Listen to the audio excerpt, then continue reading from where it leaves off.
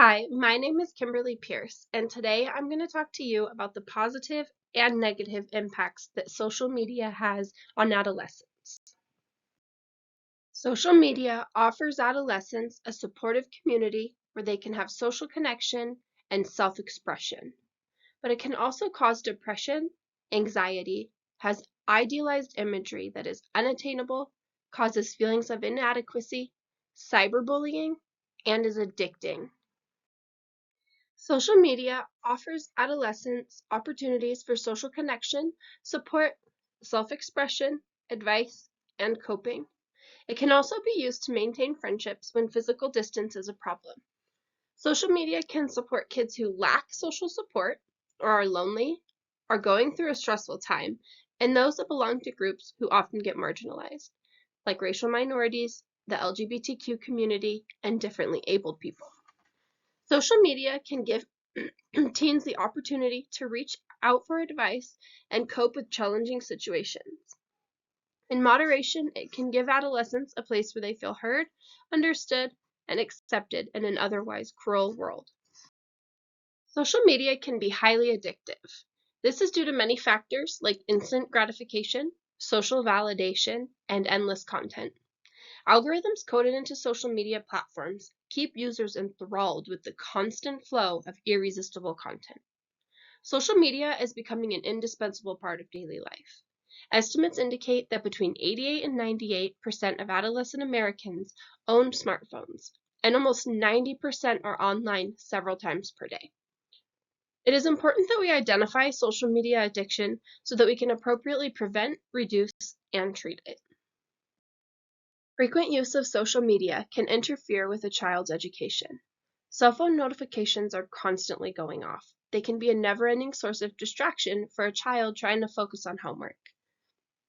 Social media offers an infinite supply of information that can enhance our knowledge, but this information can cause our short-term memory to become cluttered with insignificant details, leaving less room for essential knowledge. This is called cognitive overload. A phenomenon known as digital amnesia is emerging. It is where people rely heavily on the internet and social media to store information. People know that they can just turn to the internet for any information that they need, so they're less inclined to study, memorize information, and really process the material. This has a negative impact on their ability to problem solve or recall information. Social media offers a wealth of information, but the inability to focus, problem solve, and apply knowledge without the use of the internet or social media makes it difficult for children to succeed academically. There are numerous dating apps and ways to communicate virtually. Indirect communication is affecting adolescents' social skills and their ability to form and maintain relationships. According to Dr. Steiner Adair, part of a healthy self-esteem is knowing how to say what you think and feel even when you're in disagreement with other people or if it feels emotionally risky. If kids aren't getting enough practice relating to people and getting their needs met in person and in real time, many of them will grow up to be adults who are anxious about our species' primary means of communication, talking. This raises serious concerns for the future of adolescents. If they don't experience face-to-face interaction, they might not ever develop the skills to read body language, express emotions, react to emotions, feel empathy, or resolve conflicts. And if they can't develop these skills, it will have a very negative impact on their prospective jobs, relationships, intimate or not, and experiencing public places in general. This indirect communication can lead to a generation who struggles with anxiety, isolation, and the inability to form genuine connections with other people. A crucial part of human development is the process of forming your self-identity and self-worth. Social media fills adolescents' minds with unrealistic expectations that can negatively impact their self-esteem if they don't meet them. It is full of perfect imagery that is unattainable for most people and causes them to feel inadequate. This is detrimental to self-esteem and mental health. Their negative self-esteem is then validated with the feedback given on social media platforms. The constant competition for likes, followers, and comments makes adolescents feel like they need validation from their peers. When those desires are not met, they feel as if they are not good enough. All these things add up to make children think they don't meet the standards of beauty, intelligence, ability, and worth, and cause a negative self-image. There are a lot of things that we as educators, caregivers, and parents can do to protect our children from the harmful effects of social media. Be a good role model, admit your own faults with social media, and change your own habits.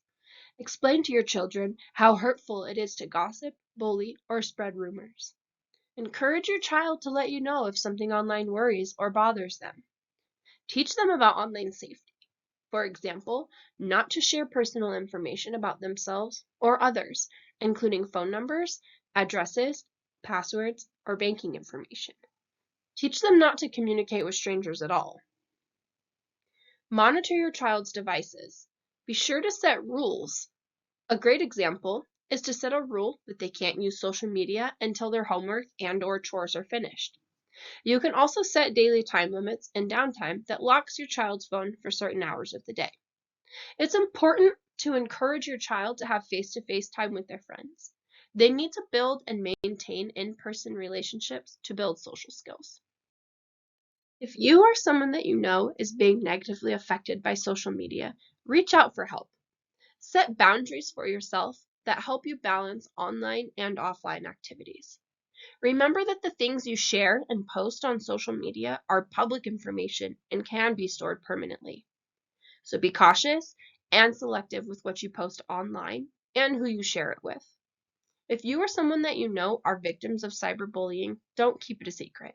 Report this information to an adult that you trust so they can stop any potential damage to you or someone else. Thank you for your time, and I hope you've enjoyed my presentation. Remember, social media can be detrimental to adolescents' mental health.